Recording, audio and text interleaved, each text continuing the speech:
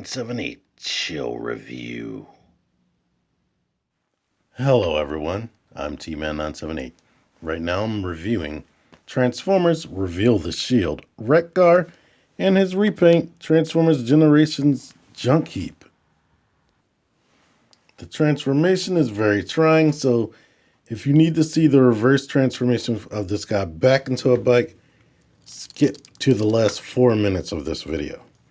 Anyway, they are both modernized dirt bikes, and in their appearance in the Transformers animated movie, they were like some nondescript, futuristic, beat-up looking square bikes that didn't really they looked like motorcycles, but yeah, they were 80s old boxes with tired wheels in the front and back, basically, that had spikes on them. They didn't look anything like Earth vehicles. As you can see, Wreck-Gar is kind of drab. He has paint, but it almost looks like he doesn't have paint. Like all of this is paint, this tan color right there. Everywhere you see this tan color, that's paint. Here's some black flame detail right there. Here's a rub symbol, of course, because he's part of the Reveal the Shield line. And if you pay attention closely, you can see Robot Kibble, like his hands hiding up under there. And under here, his head is well hidden since I turned it around. Some people don't do that. But, yeah. I don't know if this might look weird to you. I'm not a dirt bike dude.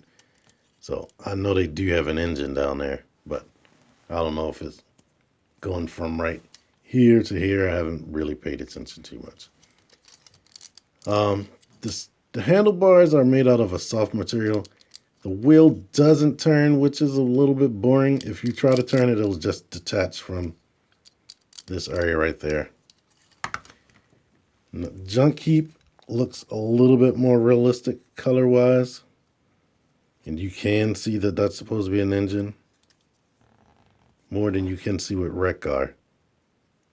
But I like his colors way better than Wreck-Gar. He has a regular Tampo Autobot symbol. I don't know if I went into I didn't go into the fact that there's a transparent headlight right there. Wreck-Gar's is actually painted red, but this is transparent up here. But, yeah, this is very reminiscent of Wreck-Gar's head. And as you can see, we have, the movable kickstand. But let me get to transforming one of these dudes. Guess we could leave the kickstand like that. Go ahead and take this tailpipe off. It's clipped onto part of the plastic right there, so that's what's making it kind of difficult a little bit. Yeah, take that off. We can straighten it up. Rotate this to make it a spike mace type weapon. Leave that to the side. Go ahead and detach this from the front.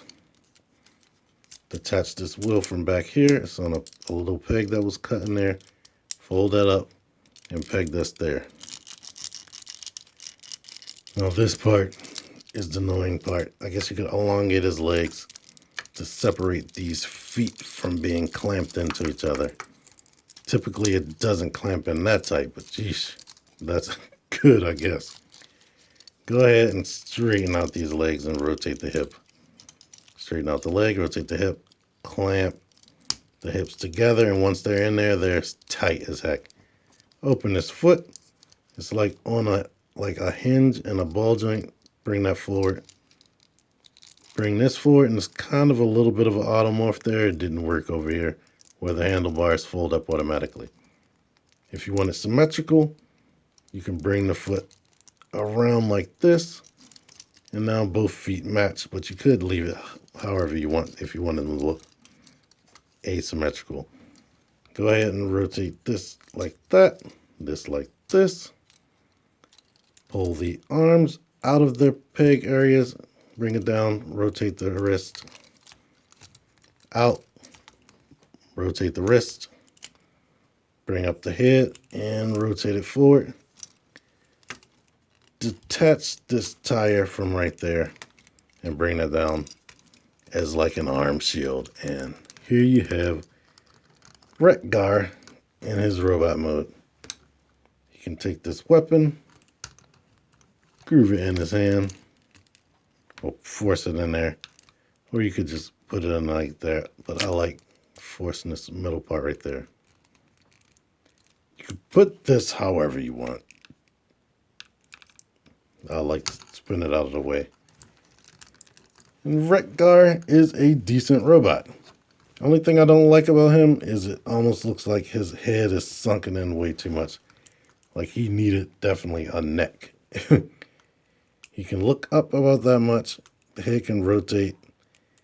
And this transformation joint can make him look down and up. But of course that makes it look weird unless you do it like that. The shoulders are a bit limited. They stop right there and this one stops right here. They do have upper bicep swivel, a single jointed elbow that gives you like a double jointed elbows motion, range of motion. The wrist rotate. Waist is on a ball joint, but you don't get much out of that looks good, but it can rotate. Hips go out that far, kick forward, bend at the knee, 90 degrees. Looks like a double joint, but it's not. The ankles, like I said, are on a hinge and a ball joint, so they do have some pivot. That one more than this one, really. This leg, the knee over here is a bit different, but you get more range of motion over here than you do here, because there is this thing right here that stops the leg from bending a little bit. But something cool you can do, even though his crotch looks dangerous, they have two little slots on Wreck-Gar and Junk Heap where they can peg into each other. And of course you can put the hand on the handlebar. And now of course they can ride one another. Now if I didn't have this bottom right here, the wheels would actually be rolling. But they pretty much just slide on this surface right here. Before we transform Junk Heap, here's another robot on him. And here are a couple of Marvel Legends figures. And they fit on there nicely.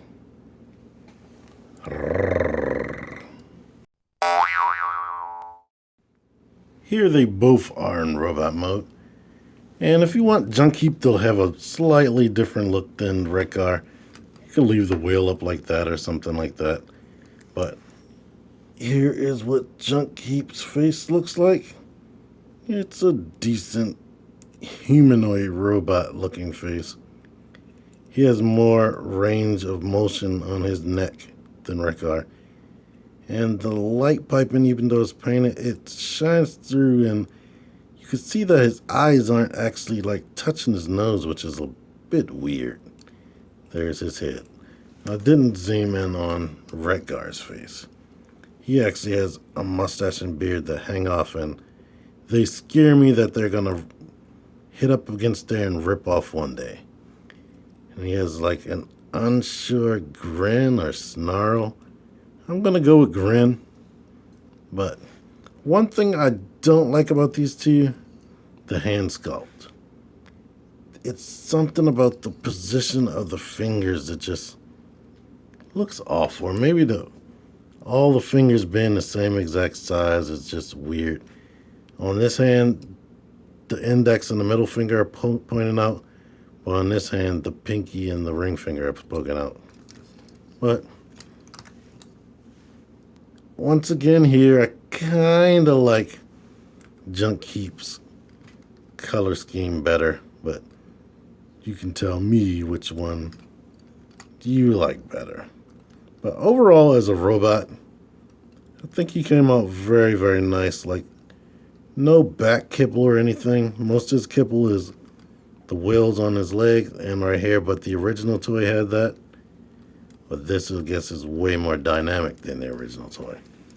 For some extra comparisons, here they are next to Reveal the Shield Jazz in his robot mode.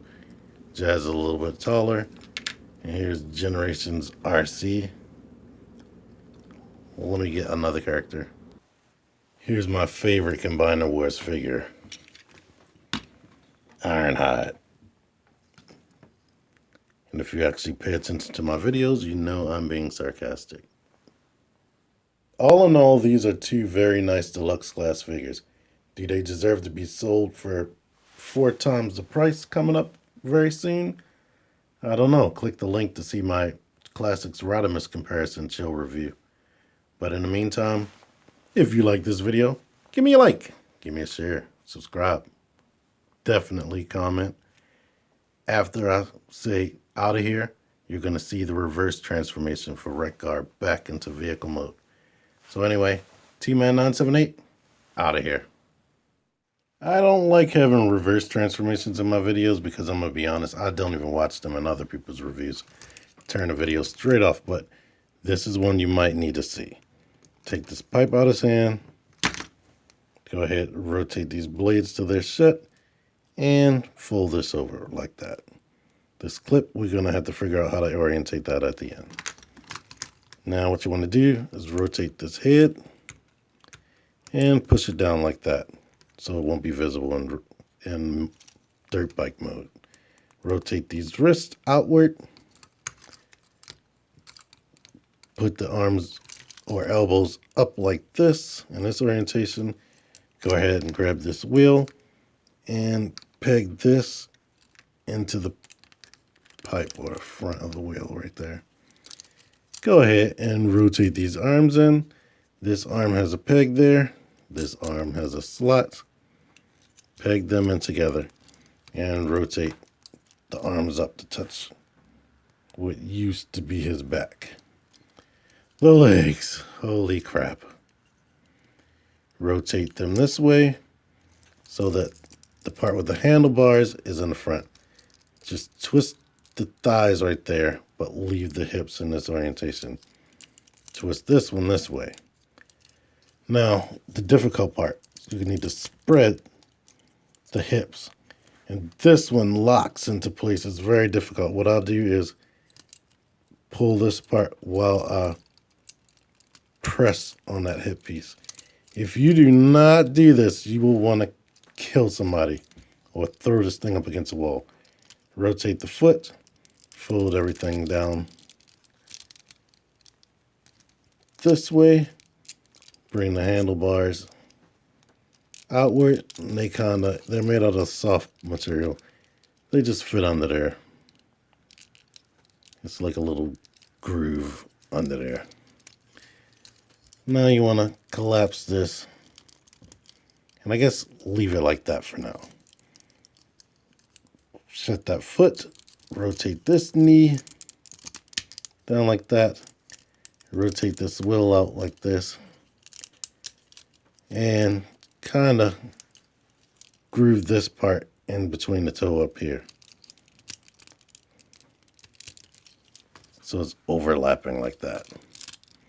So now these parts may come apart, which is frustrating.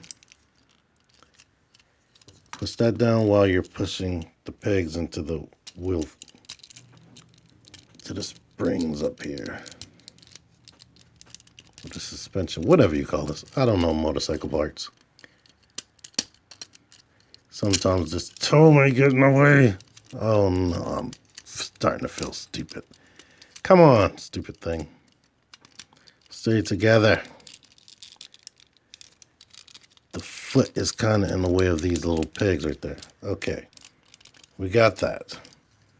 Now we can peg this into a little slot under here. Pull the license plate out. Go ahead, grab this part, and this clip needs to peg onto there. It's clipped, and then there's like a little peg that fits into the pipe right there. You can lift that up some while you're shoving this inside the wheel. And pretty much once you fiddle around with it, making sure everything is straight, it's done as a bike.